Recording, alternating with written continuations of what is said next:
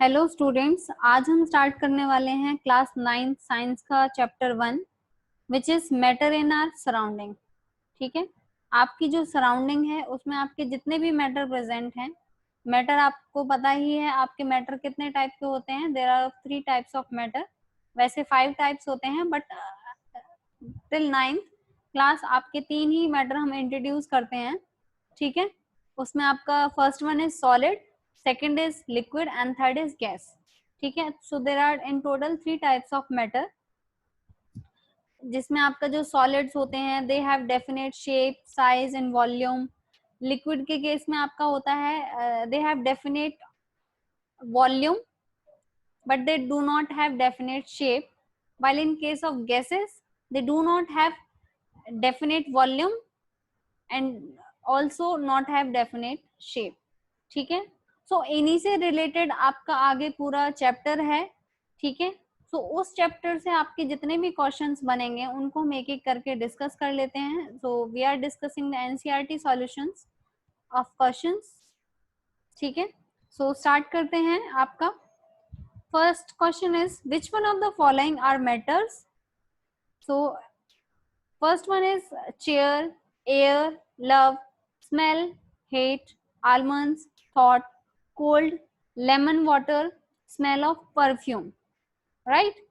So इनमें आपका क्या है, मैटर जो होता है आपका उसकी डेफिनेशन होती है कि that is something which occupies a space which have a mass which haves volume in our surrounding, right? So इनमें से आप उनको निकाल लें जिनका आपका डेफिनेट शेप होगी, डेफिनेट वॉल्यूम होगा and that is occupying a space in our surrounding, right? जैसे कि आप किसी रूम में बैठते हैं तो वहां पर आपका जो रूम होता है वहां पर आपका टेबल, चेयर, ठीक है, तो ये सब होती हैं। तो आप उनको रूम में जब रखते हैं तो क्या होता है, आपका स्पेस कवर्ड होता है। तो first one is the chair, so that's why chair is an example of matter, right? And air, second is air, because जो आपका एयर होता है उसमें आपका क्या होता है, हम गैस को इंक्लूड करते हैं, gas is also a form of matter, तो वो भी आपका किसका एग्जाम्पल है, मैटर का।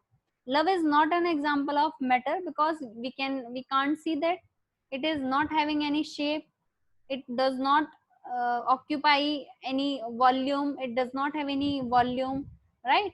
So that is not an example of matter. In the same way, smell, yes, smell occupies a volume, right? But it is not a substance, it is not a matter.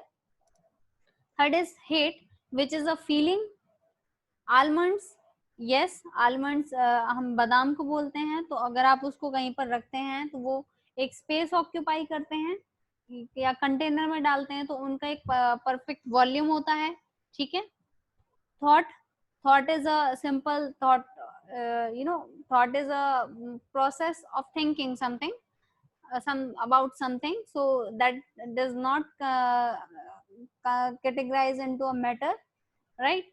तो आपका जो thought होगा वो भी आपका matter नहीं होता है, because it does not occupy any space, it does not have any volume. Next is cold, cold is also cold is a right, cold you can say it is a sensation that you are touching something and you feel like it is hot or cold, right? So that is not a matter. Lemon water, yes, lemon water is a matter which is in the form of a liquid. Smell of perfume, no, this is not a matter. So in all we can say you can categorize those ones which are in the either in the shape of solids or in the shape of gases or in the shape of liquids, right? In the second question, give reason for the following observations. The observation is the smell of hot sizzling food reaches you several meters away, but to get the smell from the cold food you have to go too close. Why it is happening here, why it is so?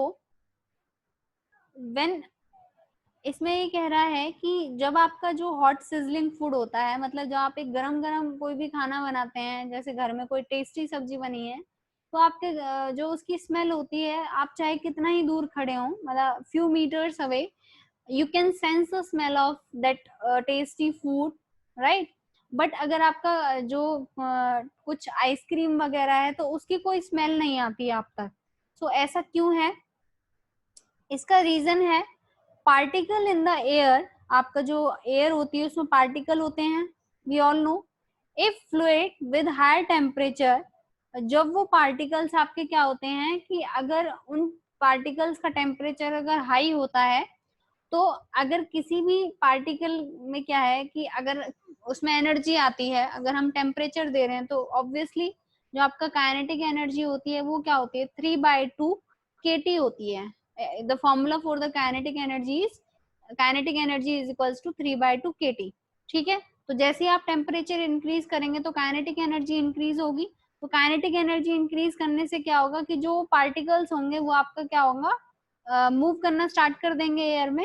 So they acquire higher kinetic energy which aids them to move faster over a stretch.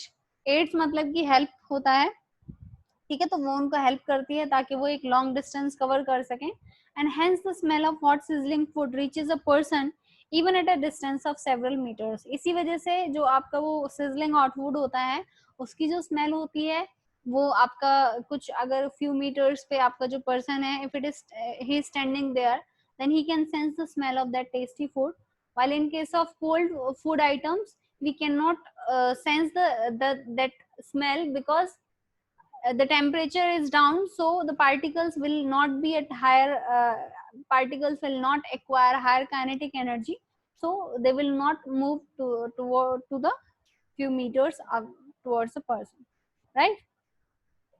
Next is a diver is able to cut through water in a swimming pool. Which property of matter does this observation show? Right? इसमें कहता है driver वो होते हैं जो आपके जो जैसे स्विमर्स, मतलब जो आपकी डुबकी लगाते हैं पानी में, that is divers. A diver is able to cut through water in a swimming pool, मतलब कि जो आपका डाइवर्स होता है वो क्या होता है कि he can easily swim into the swimming pool because वो क्या करता है अपने by using his hands he can cut out the water. Like एक बार वो अपने हाथों को अंदर डालता है पानी में, at the same time he is moving his hands out of the water, right? So that he is cutting the water basically. Which property, तो इससे हमें किस मैटर की किस प्रॉपर्टी के बारे में आपका पता लग रहा है इसमें, राइट? देखिए, the diver is easily able to cut through the water in the swimming pool because weak force of attraction between the water molecules, so it is the property of water that attributes to easy diving. So यहीं से हम एक नया concept, नई property के बारे में जानेंगे। पहले आपके जो सॉलिड्स होते हैं उसमें आपके तीन जो मैटर होते हैं उसमें आपके तीन कैटेगरी होती हैं, solid, liquid and gases. So जो सॉलिड्स होते हैं उनके जो पार्टिकल्स होते हैं they are very close to each other, almost they are touching with each other. उनके बीच में जो डिस्टेंस होता है दैट इज नेग्लिजिबल। इसी वजह से जो सॉलिड आपकी जो आइटम्स होते हैं they have less volume, right? उनके बीच में जो फोर्स ऑफ अट्रैक्शन होता है वो बहुत ज्यादा होता है। If we talk about the liquids, तो लिक्विड्स के केस में आपका क्या होता है, जो पार्टिकल्स होते हैं they are few meters away from each other, थोड़े से वो डिस्टेंस पर होते हैं एक दूसरे से, जिसकी वजह से क्या होता है, it is not having that much strong force of attraction as in case of solids, right? So somewhere जो आपके सॉलिड्स और लिक्विड्स में अगर हम वॉल्यूम की कंपैरिजन करें तो जो लिक्विड्स होते हैं उनका वॉल्यूम ज्यादा होता है, ठीक है? Next is gases. गैसेस के केस में तो पार्टिकल्स बहुत ही ज्यादा दूर होते हैं, they are at the high distance, और उनके बीच में जो फोर्स ऑफ अट्रैक्शन होता है that is also very negligible, right? So उसके केस में तो वॉल्यूम बहुत ही ज्यादा होता है। तो यहीं से आपकी जो प्रॉपर्टी वो क्या है कि जो वाटर होता है उसके पार्टिकल्स के बीच में जो फोर्स ऑफ अट्रैक्शन होता है that is very small, and the diver can easily cut that force of attraction between the particles through his hands. That's why he is able to cut through the water in the swimming pool, right? Next question is what are the characteristic of particles of matter? जो आपका matter होता है उसके जो particles उनके उनके क्या क्या कैरेक्टरिस्टिक होते हैं? फर्स्ट वन इज, ये आई have already discuss the first one point which is the presence of intermolecular spaces between the particles.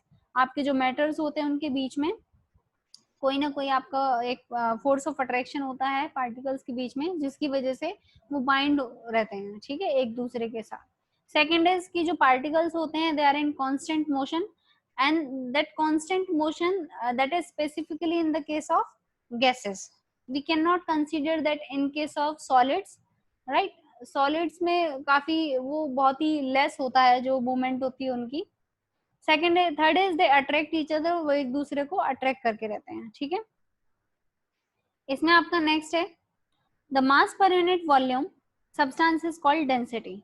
आपका एक टर्म होती है डेंसिटी, उसको उसका जो फॉर्मूला होता है वो आपका होता है मास अपॉन वॉल्यूम। जैसे कि आपने कोई भी एक चीज ली, जैसे एक सॉलिड क्यूब लिया, ठीक है, उसको आप पहले वेट करेंगे वेट मशीन पे, तो उसका कुछ मास निकल के आएगा, उसकी कुछ डायमेंशन होंगी, जैसे क्यूब की शेप ले रहे हैं, ठीक है, और वो सॉलिड है क्यूब, तो उसकी जो डायमेंशन होंगे आप उनको मेजर करेंगे, लेंथ ब्रेड्थ हाइट, तो क्यूब में आप सिंपल वॉल्यूम का फॉर्मूला लगाएंगे ए क्यूब, ठीक है, तो वहां से उसका वॉल्यूम निकल जाएगा।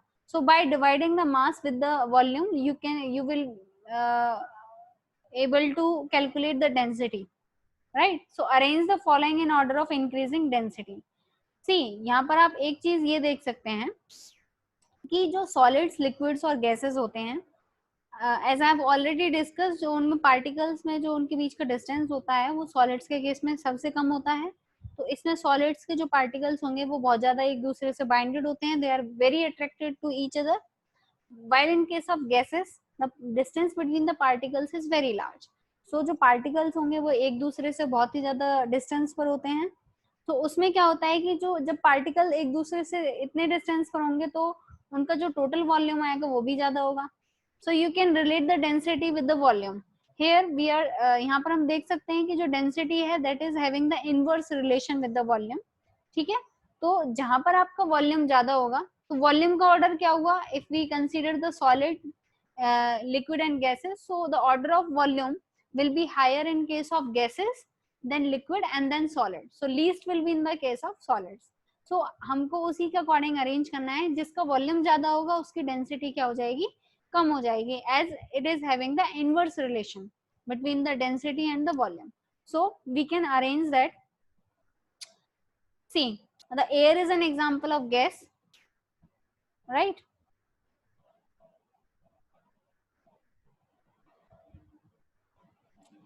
So air is an example of gas, and gas is having the maximum volume, so the density will be the least. Exhaust from the chimneys. What is the see, जो chimneys होती हैं, exhaust मतलब कि भाई देखो उनमें से जो धुआं निकलता है, काला धुआं होता तो वो भी एयर में मिक्स है, but what is the basic difference between the simple air and the exhaust from the chimneys. जो आपका चिमनी से जो भी एग्जॉस्ट, जो भी स्मोक वगैरह निकलेगा वहां से, उसमें क्या होगा, पार्टिकल्स होंगे, so there are the extra particles, right? So उनके particles के बीच में there will be some kind of greater force of attraction if we compare the force of attraction between the particles in case of gases. So gases के में थोड़ा सा कम होगा तो उसमें वॉल्यूम ज्यादा हो जाएगा, तो डेंसिटी लेस हो जाएगी।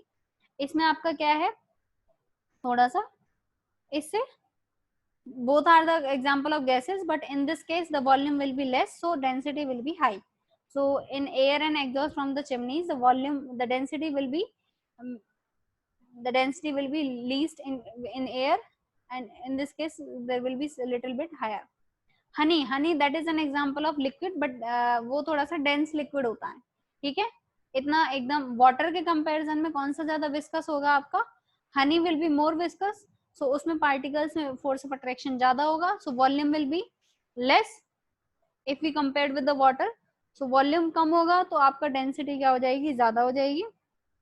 वाटर की डेंसिटी हनी से थोड़ी सी कम होगी, ठीक है, क्योंकि वाटर का वॉल्यूम ज्यादा होता है, ठीक है। So you can see here water honey, so water की डेंसिटी ज्यादा होगी, सॉरी हनी की डेंसिटी ज्यादा होगी as it is in increasing order, so आपका हनी की डेंसिटी ज्यादा है, वाटर की कम है। नाउ कॉटन, सी जो कॉटन होता है वो आपका ना, वो लिक्विड नहीं होता है ना ही वो सॉलिड होता है, that is somewhere between the gases with some material, क्योंकि जो कॉटन होती है वो आपकी इजिली क्या हो सकती है, आपकी वो उड़ सकती है, ठीक है, हवा में, तो वो आपका एयर में ही कंसीडर होगा, बट जो इसमें कॉटन के जो पार्टिकल्स होते हैं दे आर मोर क्लोज, है ना। आपका एयर में तो बिल्कुल ही पार्टिकल बहुत दूर होंगे, और चिमनीज में थोड़े से कम डिस्टेंस पर होते हैं, और कॉटन में तो और भी कम डिस्टेंस होगा, तो वॉल्यूम बिल्कुल कम होगा और डेंसिटी ज्यादा हो जाएगी, ठीक है।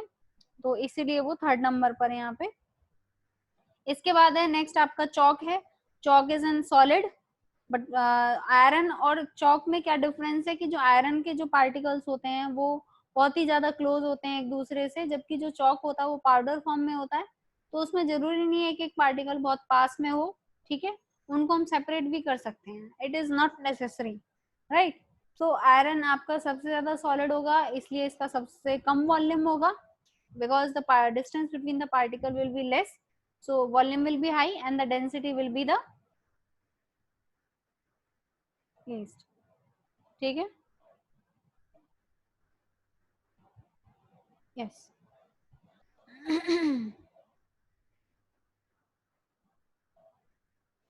आगे देखिए, answer the following, tablet the difference in the characteristic of matters first. तो पहले फर्स्ट क्वेश्चन को डिस्कस कर लेते हैं। See, there are some characteristic of matter, so we will discuss each one of the following in case with the case of solid, liquid and gas. So first is shape. In case of solid, the shape is fixed, right? We cannot change the shape of that solid substance, but in case of liquid you can change the shape of that liquid, right? Suppose you are taking a liquid lemon water in a glass, and then you put into the beak another mug, right? So you can easily change the shape.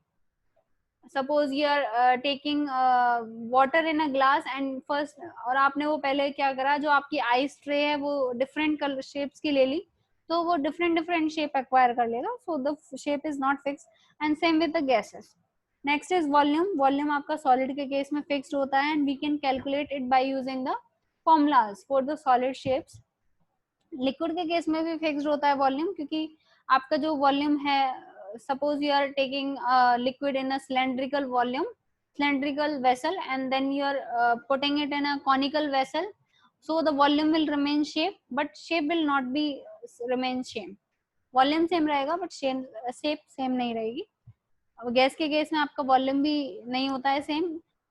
For example, जैसे आपने एक balloon के अंदर कुछ air fill करी है ना, और वो क्या हुआ, पहले तो जितना भी उसका एयर था वो मतलब वॉल्यूम वो उसमें था, that in the shape of balloon, but जैसे ही वो फूट गया तो क्या होगा कि जो एयर होगी उसके अंदर वो सारे रूम में फैल जाएगी, तो वॉल्यूम वो भी चेंज हो जाएगा, ठीक है।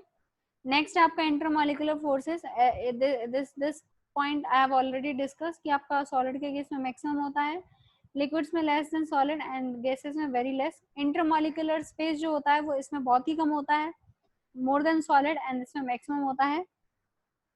रिजिडिटी और फ्लूइडिटी, जो सॉलिड्स होते हैं because they are in fixed in shape, they are having fixed volume, right, and they are having maximum intermolecular forces, तो वो बहुत ज्यादा रिजिड होते हैं और वो फ्लो नहीं कर सकते हैं, ठीक है। जबकि लिक्विड्स क्या है कि वो फ्लो कर सकते हैं, but they are not rigid because they are somewhere, they are little bit having the less intermolecular spaces, less than solids, more than solids, sorry। gases can flow and but they are not rigid। compressibility, solids तो बिल्कुल भी compress नहीं करते हैं, जैसे कि आपने एक कोई भी सॉलिड आइटम ले लिया, suppose you are taking the अलमीरा which is made up of iron, ठीक है, आप उसको कंप्रेस करते हैं तो वो नहीं होती हैं। आप जो आपकी रूम्स की वॉल्स होती हैं उनको कंप्रेस करेंगे तो नहीं होगी, because it is a solid. Liquids भी आपके कंप्रेस नहीं होते हैं, आपका जो हाथ होगा वो लिक्विड में पूरा क्या होगा, सारा उससे टच हो जाएगा लिक्विड से, बट वो कंप्रेस नहीं होगा, ठीक है। लेकिन जो बैलून्स में अगर आप एयर फिल करें और उस बैलून को आप कंप्रेस करने की कोशिश करें तो that can easily B compressible, right.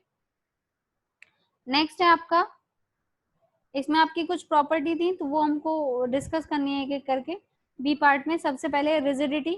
Rigidity वो प्रोपेंसिटी होती है किसी भी सब्सटेंस की to continue to remain in shape when treated with an external force. Rigidity क्या होता है कि जब हम किसी भी सब्सटेंस को अगर उस पर हम फोर्स लगा रहे हैं, अगर उसकी शेप में कोई भी चेंज नहीं आता है तो इट मीन्स वो आपका सब्सटेंस क्या है, रिजिड है। तो बेसिकली सॉलिड्स जो होते हैं उनका रिजिड नेचर होता है। कंप्रेसिबिलिटी फैक्टर आपका गैसेस के केस में होता है कि जब आप किसी भी सब्सटेंस को कंप्रेस करेंगे, मैटर जैसे कि गैसेस होती हैं ना, वो जब कंप्रेस हो जाएंगी तो वो किस वजह से कंप्रेस होती हैं, क्योंकि उनका जो इंटरमॉलिक्यूलर स्पेस होता है वो काफी ज्यादा होता है। ठीक है। Fluidity that is the ability of substance to flow और मूव अबाउट फ्रीली, जैसे कि liquid they can easily flow.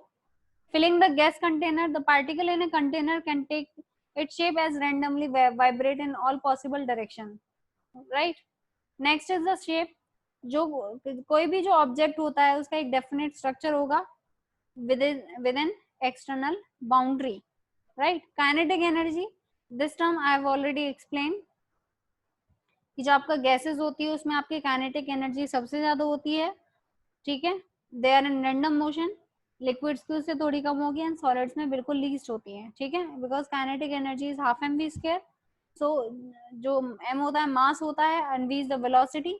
Solids का जो मास होता है वो ज्यादा होता है तो इसलिए उनकी वेलोसिटी कम होगी। कोई भी हैवी चीज होती है वो लेस स्पीड से मूव करती है और जो आपकी गैसेस होती हैं वो लाइटर होती हैं थोड़ी, तो दे कैन इजिली मूव। डेंसिटी की बात करें तो that is mass upon volume, this term I have already explain. There are some questions, there are some points and I have to give reason for that, so let us discuss this thing also. First is a gas fills completely the container vessel in which it is kept। जो gas होती है वो completely जो आपका vessel है उसको completely filled हो जाती है उसमें जिसमें भी हम उसको रखते हैं। वो इस वजह से जो गैसेस के जो पार्टिकल्स होते हैं उनकी जो काइनेटिक एनर्जी होती है वो बहुत ज्यादा हाई होती है। तो जब हम उनको किसी भी कंटेनर में मतलब रखते हैं या पुट करते हैं तो क्या होता है कि वहां पर जो पार्टिकल होते हैं they randomly move with high speeds in all direction. So बहुत जल्दी ही अटेन कर लेते हैं जो आपका गैस का कंटेनर होता है वो बहुत जल्दी क्या हो जाएगा आपका फिल हो जाता है। Next is a gas exert pressure on the walls of container. जो आपके गैसेस के मॉलिक्यूल्स होते हैं उनकी हाई काइनेटिक एनर्जी होती है एंड उसी की वजह से they are in constant motion inside the container in random direction. Random direction मतलब कि इन ऑल पॉसिबल डायरेक्शन, जिसकी वजह से क्या करते हैं कि वो जो कंटेनर होते हैं उनकी वॉल्स को हिट करते रहते हैं कंटिन्यूअसली और उसकी वजह से ही लाइक कि एक बार जो आपका जो कंटेनर है सपोज यहाँ पर ऐसे कोई वॉल है, ठीक है, तो वो इस तरीके से ऐसे पहले एक बार स्ट्राइक करेगा फिर वापस आएगा। ठीक है। Next is a wooden table should called be a solid. जो आपका वुडन टेबल होती है उसका डेफिनेट साइज शेप होता है, इंटरमोलिकुलर फोर्स ऑफ अट्रैक्शन भी काफी ज्यादा होता है, रिजिड भी होता है और उसको हम कंप्रेस नहीं कर सकते हैं। तो जो इसकी प्रॉपर्टीज हैं वो सॉलिड से मैच कर रही हैं, that's why we can consider it as example of solid. ठीक है। नेक्स्ट है we can easily move our hand in air but do not in the same through a solid block of wood, we need to karate expert. इसमें कहता है कि आप जो आपका हैंड होता है आप उसको एयर में इजिली मूव कर सकते हैं, लेकिन अगर आपका एक सॉलिड वुडन ब्लॉक है तो उसके लिए आपको एक कराटे एक्सपर्ट की जरूरत पड़ती है। वो इसलिए कि जो गैसेस के मॉलिक्यूल्स होते हैं वो काफी लूजली पैक्ड होते हैं, उनके बीच में जो पार्टिकल्स में जो डिस्टेंस होता है वो काफी ज्यादा कम होता है। दे आर जो सॉलिड मॉलिक्यूल्स होते हैं वो डेंसली पैक्ड होते हैं, वो एक दूसरे से बहुत टच करके रहते हैं। तो गैसेस के जो पार्टिकल्स होते हैं उनके बीच के जो फोर्स ऑफ अट्रैक्शन है you can easily break that, but in case of solid we can not break it easily, that's why we need a karate expert when we need to break a solid block, but gases के case में we can easily break that force of attraction between the particles, right. Next है आपका liquids generally have a lower density than solids but you must have observed the ice float। इसमें कहता है कि yes it is true कि आपका जो solids होते हैं उनका वॉल्यूम कम होता है तो उनकी डेंसिटी ज्यादा होती है। ठीक है। जो लिक्विड्स हाँ उनकी डेंसिटी ज्यादा होती है और जो आपके लिक्विड्स होते हैं उनका वॉल्यूम ज्यादा होती है तो उसकी डेंसिटी कम होगी। लेकिन आपने देखा होगा कि जो चीज जितनी ज्यादा जिसकी डेंसिटी जितनी ज्यादा कम होती है वो सरफेस पर उतनी ही जल्दी फ्लो करती है। ठीक है।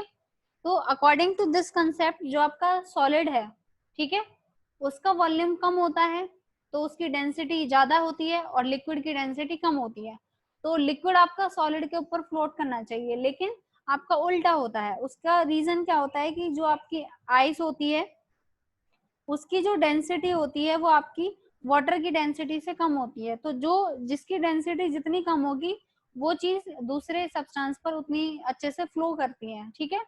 So that is the reason, this is the reason for which the ice floats on water, ठीक है। The low density of ice can be attributed to the small pores which is allowed to it trap air and hence ice float on water। मतलब कि जो आपका ice होता है जब वो बाइंड होती है तो उसके जो पार्टिकल्स होते हैं, वाटर के पार्टिकल्स, उनके बीच में स्पेस रह जाता है, जिसकी वजह से वो थोड़ी सी क्या होती है, लाइट हो जाती है और वो वाटर पर फ्लो करने लगती है।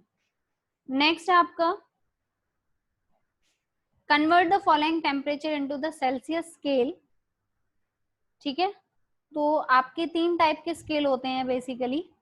First one is centigrade scale, second is kelvin and third is Fahrenheit.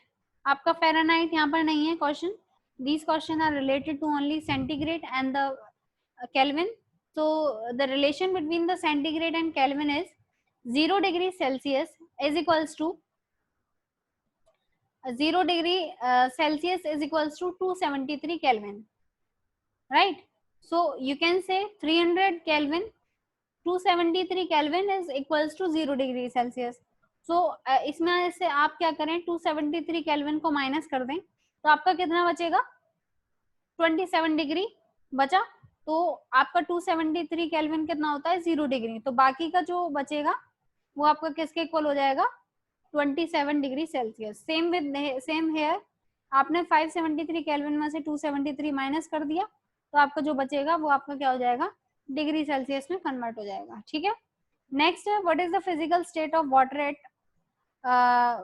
250 degree Celsius and 100 degree Celsius.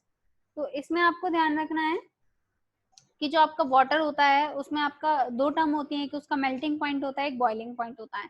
तो जो आपका वाटर होता है वो it start melting at 0 degree Celsius. जैसे कि आपकी जो आइस क्यूब्स होती हैं, जैसे जो आप उनको फ्रिज में रखते हैं तो they are below the 0 degree Celsius, लेकिन जैसे आप उसको फ्रिज से बाहर निकालते हैं तो 0 डिग्री सेल्सियस आपका जैसे रूम टेम्परेचर से जैसे ही अबव होता है, तो 0 डिग्री से जैसे ही अबव होगा तो वहां पर क्या है कि आपका वो मेल्ट होना स्टार्ट हो जाएगा। और आप उसको जब किसी कंटेनर में बॉईल करते हैं तो वो आपका 100 डिग्री सेल्सियस पर बॉईल होना स्टार्ट हो जाता है। So at 0 degree Celsius the solid convert into the liquid, solid ice convert into the liquid water, and at 100 degree Celsius liquid water convert into the vapors, and above that above that temperature it convert into the gaseous state, जो आपके वो बिल्कुल stem में convert हो जाता है। So at 250 degree Celsius gaseous state, since it is beyond its boiling point, at 100 degree Celsius it is the transition state as the water is at boiling point. मतलब कि आपका वेपर फेज वो phase होता है जिसमें आपका जो gas plus में वाटर वो आपका एक ही मतलब सेमी फेज हो जाता है, कि दोनों जो स्टेट होती है मैटर की वो एक ही उसमें आ जाती हैं आपका वेपर फेज में, इसलिए हम उसको ट्रांजिशन स्टेट बोलते हैं। ट्रांजिशन स्टेट होती है जब आपकी दो फेज जो मैटर के होते हैं वो एक साथ आपके शो हो रहे हो, ठीक है। नेक्स्ट है आपका for any substance why does the temperature remain constant during the change of state. इसमें ये कहता है कि जब कोई भी सब्सटेंस जो होता है जब वो अपनी स्टेट को चेंज करता है तो जो उसका टेम्परेचर होता है, मतलब जिस पॉइंट पर वो अपनी स्टेट को चेंज करता है तो उस पॉइंट पर जो उसका टेम्परेचर होगा वो सेम रहता है। जैसे कि जो आइस होती है वो 0 डिग्री सेल्सियस पर सॉलिड से किस में कन्वर्ट होती है, आपकी लिक्विड में कन्वर्ट होती है, तो उसका जब भी आपका टेम्परेचर सेम ही रहेगा।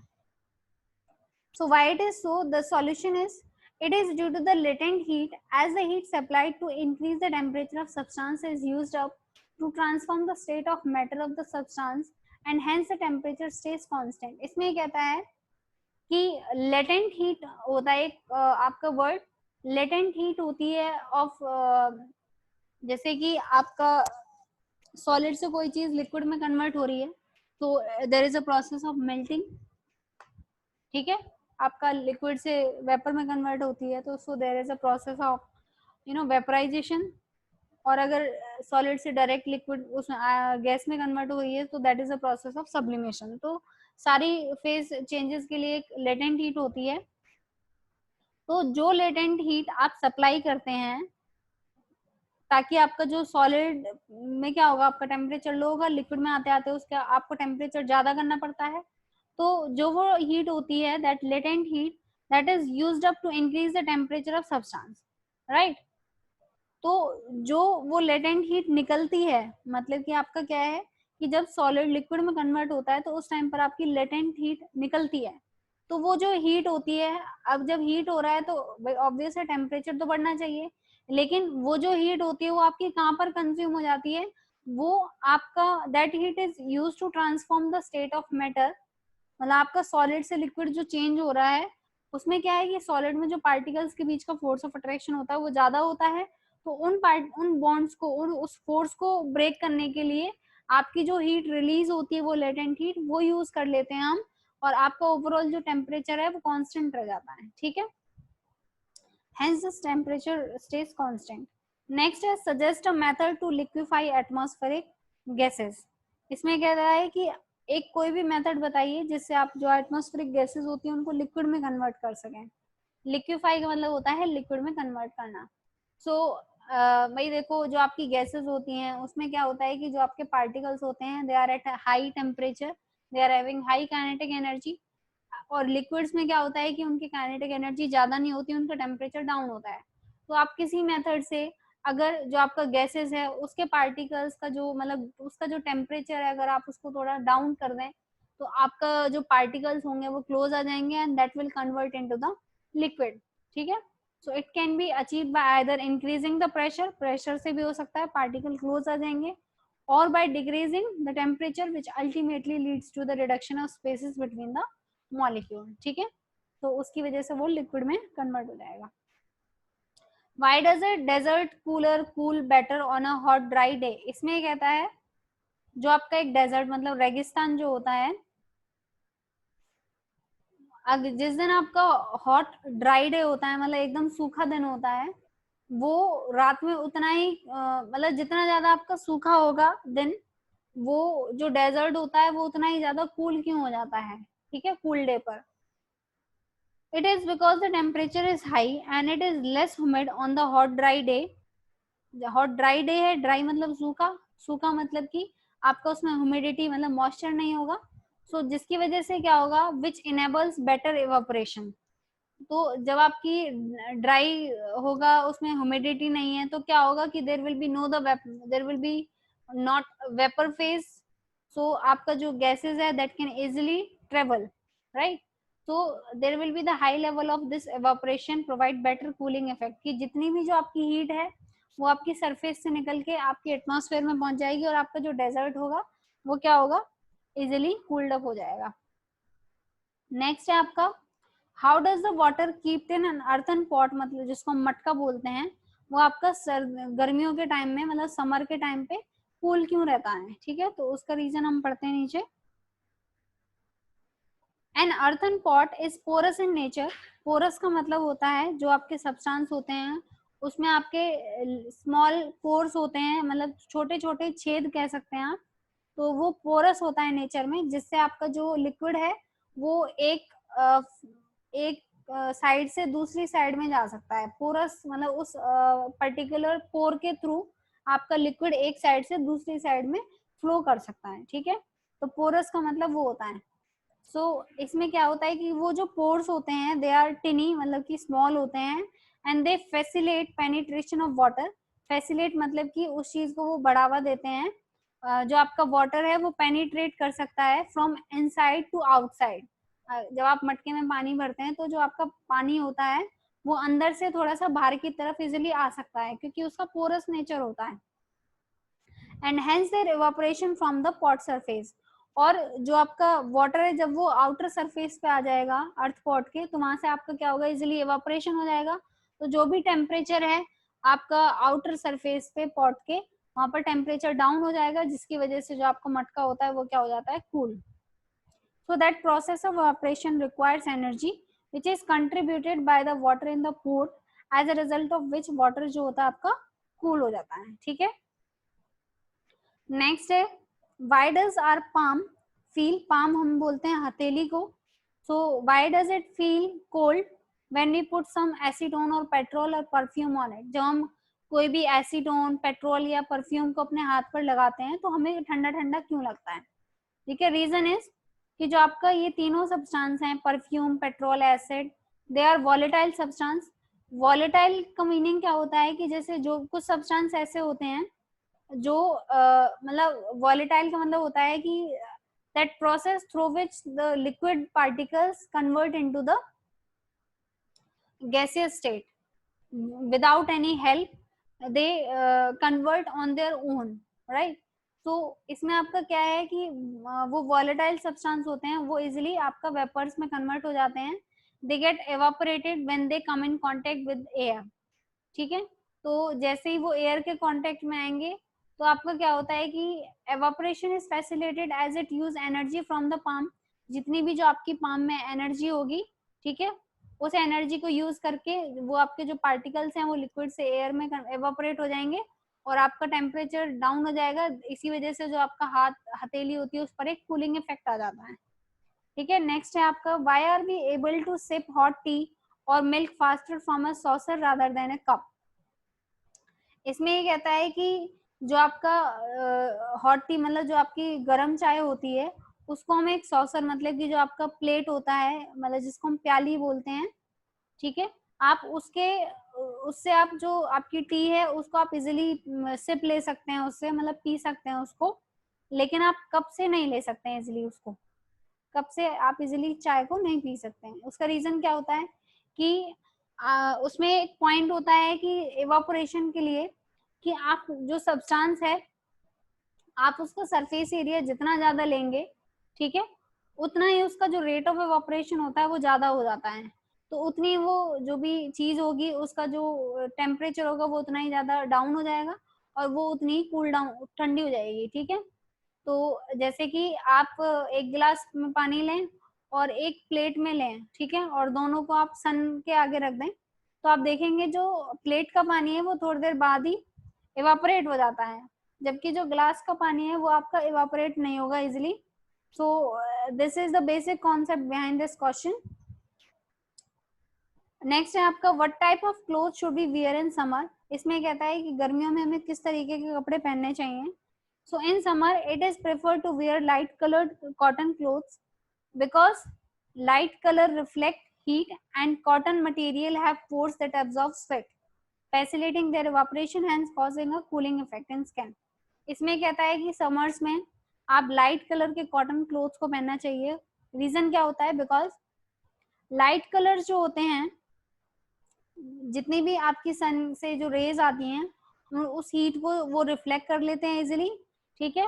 और क्योंकि जो कॉटन मटेरियल होगा उनमें क्या होते हैं, पोर्स होते हैं, तो if in case if you are sweating, तो आपका जो स्वेट होता है मतलब वो क्या होगा, आपका पोर्स के थ्रू जो आपके कॉटन के कपड़े हैं उन पे चला जाएगा और जो हीट रेज आती हैं वो उसको एवोपरेट कर देंगे, ठीक है, जिसकी वजह से जो आप कॉटन के क्लोथ्स पहनेंगे वो आपका उनका टेम्परेचर थोड़ा डाउन हो जाएगा और आपकी जो स्किन होगी उसको भी एक कूलिंग इफेक्ट मिलेगा, ठीक है। नेक्स्ट है आपका एक्सरसाइज। इसमें आपके क्वेश्चन है कि आपको टेम्परेचर है which is given in kelvin, so you have to convert into the Celsius scale. इस क्वेश्चन को हम ऑलरेडी डिस्कस कर चुके हैं इस टाइप के क्वेश्चन को, so you have to do this question on your own, right। Next question is, convert the following temperature into the Kelvin scale. It is very easy. You know that 0 degree Celsius is equals to 273 Kelvin. So what you have to do is you have to add to, when you see that there is a degree Celsius, so you have to add only 273 to this 25, so the overall will be 298 Kelvin, ठीक है। जब भी आपको ऐसे degree Celsius में दिखे तो आपको उसमें 273 ऐड करके जो भी आपका नंबर आएगा उसके आगे केल्विन आप लिख सकते हैं। नेक्स्ट है give reason for the following observation. Naphthalene balls disappear with time without living any solid. आपकी जो नेफ्थलीन बॉल्स होती हैं वो सॉलिड होती हैं, व्हाइट कलर की होती हैं, and they are in the sphere form. ठीक है, टाइम के साथ क्या होती हैं कि वो डिसअपियर होनी स्टार्ट हो जाती हैं। So what is the reason behind it, पढ़ लेते हैं। जो नेफ्थलीन की बॉल्स होती हैं वो रूम टेम्परेचर पर सब्लिमेशन प्रोसेस पे जाती हैं। देखो इसमें कह रहा है कि विदाउट लिविंग एनी सॉलिड। ठीक है, देखो अगर उनमें जो फेज ट्रांजिशन है नेफ्थलीन की बॉल्स में, अगर वो सॉलिड से लिक्विड और लिक्विड से गैस हो रहा होता तो हमें वहां पर मार्क मिलता लिक्विड का। ठीक है, लेकिन वहां पर कोई भी कैसा भी कोई सॉलिड नहीं है, कुछ भी नहीं है। तो आपका क्या है, एक प्रोसेस होती है जिसमें जो सॉलिड, जब कोई भी सब्सटेंस आपका सॉलिड से डायरेक्ट गैस में कन्वर्ट होता है तो उस प्रोसेस को बोलते हैं हम सब्लिमेशन प्रोसेस। और वही आपकी नेफ्थलीन बॉल्स के केस में होती है। They undergo sublimation wherein they directly convert from a solid to a gaseous state without having to undergo the intermediate state which is a liquid. तो वो लिक्विड में नहीं जाते हैं, डायरेक्ट किसमें कन्वर्ट होते हैं, गैसियस फेज में। नेक्स्ट है we can get the smell of perfume, we can get the smell of perfume while sitting several meters away.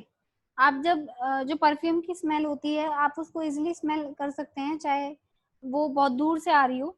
Reason क्या होता है कि जो आप, क्योंकि smell of perfume that is a example of air particles. So जो air के particles होते हैं they are move at higher speed which have large intermolecular spaces. जो परफ्यूम होता है that compress of flavoured substance, और वो वॉलेटाइल भी होता है। ठीक है, और वो इजिली स्कैटर भी हो जाता है एयर में। ठीक है, तो इसी वजह से हम उसको स्मेल इजिली कर लेते हैं। ठीक है, आगे आपका arrange the following in order of force of attraction between the particle. ठीक है, तो वाटर आपका लिक्विड का केस है, sugar is an example of solid and oxygen is an example of gas. So you can do it easily, we have already discussed this thing. आपके 3 temperature दे रखे हैं और इन 3 टेम्परेचर पे आपको बताना है कि वाटर का फिजिकल स्टेट क्या होगा। So at 0 degree Celsius the water will be in liquid form at normal room temperature. At 25 degree Celsius जो वाटर होगा वो, सॉरी 0 डिग्री सेल्सियस पर जो वाटर होगा वो आपका फ्रीजिंग पॉइंट पर है, तो वो आपका सॉलिड और लिक्विड फेज में ऑब्जर्व्ड होगा। ठीक है, 25 डिग्री सेल्सियस में जो वाटर होगा वो आपका नॉर्मल लिक्विड फॉर्म में होगा, और 100 डिग्री सेल्सियस पे वो आपका क्या होगा, बोथ लिक्विड और गैसियस फेज में होता है। ठीक है, there is a transition state. Next है आपका give 2 reason to justify water at room temperature is in liquid. क्योंकि आपका जो रूम टेम्परेचर होता है वो क्या होता है आपका, that is between the 0 degree and 100 degree Celsius. तो वहां पर आपका क्या होता है कि ना तो वो अपने फ्रीजिंग पॉइंट पर होगा ना ही अपने बॉइलिंग पॉइंट पर होगा, that will lies in between these two. So आपका ना वो सॉलिड होता है और ना ही आपका गैस होगा, तो बीच की स्टेट क्या होगी, लिक्विड। इसी वजह से वो लिक्विड स्टेट में होगा। ठीक है, इस टेम्परेचर पर फ्लो भी करता है, उसका एक फिक्स वॉल्यूम होगा और वो एक कंटेनर की शेप को भी अटेन कर लेता है। अलमीरा जो होती है वो सॉलिड होती है रूम टेम्परेचर पे, इसीलिए कि क्योंकि जो सॉलिड्स होते हैं, आयरन है उसका मेल्टिंग पॉइंट बहुत हाई होता है रूम टेम्परेचर पर, इतना टेम्परेचर आपका अवेलेबल नहीं होता है, इसी वजह से वो सॉलिड होते हैं। नेक्स्ट है आपका why is ice at 273 kelvin more effective in cooling than the water at same temperature. इसमें कहता है कि जो आइस होता है 273 केल्विन, इसका मतलब आपका हो गया 0 डिग्री सेल्सियस। तो इतने पर जो आपकी आइस होती है वो ज्यादा कूल होती है अगर हम वाटर को सेम टेम्परेचर पर देखें। तो ऐसा क्यों है, देखिए इसमें कहता है कि जो वाटर होता है इस टेम्परेचर पर वो काफी लेस इफेक्टिव होता है than ice, and that can readily form water through the absorption of ambient heat energy as opposed to water which does not exhibit this property as it is already possessing additional latent heat of fusion, so do not require extra heat। इसमें कहता है कि जो water होता है वो थोड़ा less effective होता है आइस से। आइस जो होता है that can readily form water, ice जो होता है वो इजिली वाटर फॉर्म कर सकता है through absorption of ambient heat energy. मतलब कि जो आइस होती है वो थोड़ा हीट एनर्जी लेके आउटसाइड सराउंडिंग से वो आपका उसमें वाटर में कन्वर्ट हो सकती है इजिली, ठीक है, एज अपोज टू वाटर। जबकि वाटर के साथ ऐसा नहीं है कि वो हीट लेके सॉलिड में कन्वर्ट हो जाए या आइस में कन्वर्ट हो जाए, ठीक है। सो वाटर जो होते हैं वो इस प्रॉपर्टी को एग्जिबिट नहीं करते हैं, ठीक है, as it is already possess the additional latent heat of fusion। जो वाटर होती है उनकी एक लेटेंट हीट ऑफ फ्यूजन होती है कि उनको, जो वाटर होते हैं उनको सॉलिड में कन्वर्ट करने के लिए उनको एक हीट हमें देनी पड़ती है अलग से, तो वो so that does not require extra heat.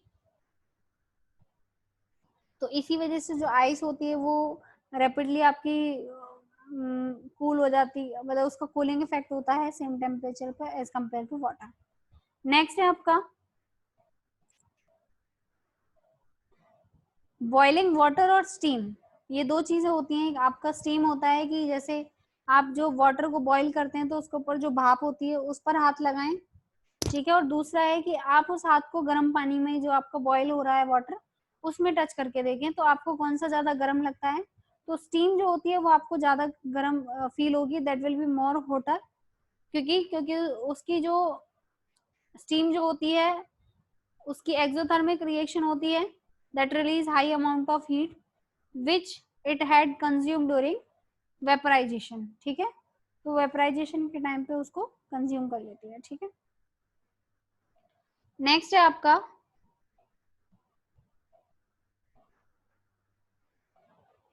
this is your last question.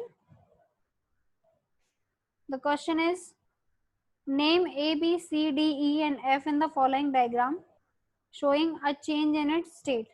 आपको एक डायग्राम गिवन है यहाँ पे, ठीक है, तो यहाँ पर आपका जो A, B, C, D, E, F ये दे रखे हैं, आपको इनको नेमिंग करनी है। तो स्टार्टिंग फ्रॉम दिस A, इसमें आप क्या देख रहे हैं कि जो आपका सॉलिड है, ठीक है, वो ए प्रोसेस के थ्रू लिक्विड में कन्वर्ट हो रहा है। So the process by which solid convert into the liquid, that process is called melting. So A will be the melting, here you can see melting, fusion और liquification. Next is the process by which liquid convert into the gas, that process is known as vaporisation और evaporation। C is the process by which gas convert into the liquid, that process is known as condensation। कि जब आप gas के particles को condense करते हैं तो वो लिक्विड में कन्वर्ट हो जाते हैं। जैसे कि आप जब सपोज आप बॉईल कर रहे हैं वाटर को और आप उसको जो भी कंटेनर में वेसल में आप बॉईल कर रहे हैं उसको एक लिड से आप कवर कर रहे हैं, और आपने क्या किया, तो जो भी जितने भी जो वेपर्स बनेंगे उसमें वो आपके किस पर आ जाएंगे, प्लेट पर आ जाएंगे, उस लिड पर आ जाएंगे जिससे आपने उसको वेसल को कवर किया हुआ है। आपने क्या किया, फिर गैस को ऑफ कर दिया। After some time the temperature will get down, और जितने भी आपके जो वेपर उसमें होंगे वो क्या होंगे, आपके वहां पर उस प्लेट पर आ जाता है पानी आपका, आपने देखा होगा। तो वो जो वाटर वहां पर ड्रॉपलेट्स आती हैं वो कैसे होती हैं, कंडेंस होने से आती हैं, ठीक है। So that is by the process of condensation. Next, the process by which liquid convert into the solid, that process is known as solidification or fusion process, ठीक है। And next is the process by which gas convert into the solid, that process is known as, sorry, the process by which solid convert into the gas, it is named as E, and it convert when we decrease the pressure. Yes, it convert when we decrease heat and increase pressure, right? So उस case में क्या होगा आपका, when you are converting solid into gas, तो solid से gas है तो gas में पार्टिकल्स का डिस्टेंस बहुत ज्यादा होता है, सॉलिड्स में कम होता है, ठीक है। तो आपको सॉलिड के पार्टिकल को दूर दूर करना है, तो सिंपल सी बात है आप उसमें प्रेशर डिक्रीज कर दो। तो ऐसी कौन सी जो ये प्रोसेस होती है वो होती है आपकी सब्लिमेशन प्रोसेस, जैसे आपने नेफ्थलीन का एग्जांपल पढ़ा था, नेफ्थलीन बॉल्स का। नेक्स्ट है आपका gases, the process by which gas convert into the liquid bye decreasing the heat, मतलब आप टेम्परेचर डाउन कर रहे हैं, और by increasing the pressure, pressure से क्या है कि आपका जो पार्टिकल्स के बीच का डिस्टेंस है वो कम हो जाएगा, फोर्स ऑफ अट्रैक्शन इंक्रीज हो जाएगा, तो आपका वो सॉलिड में कन्वर्ट हो जाएगा, ठीक है। And that process is known as sublimation, it is the same process. तो आज आप अब आपको ये चैप्टर रिवाइज करना है, इसमें आपका जो भी है आप उसको नोटबुक पे अच्छे से लिख के उसको रिवाइज करें, ठीक है। That's, thank you.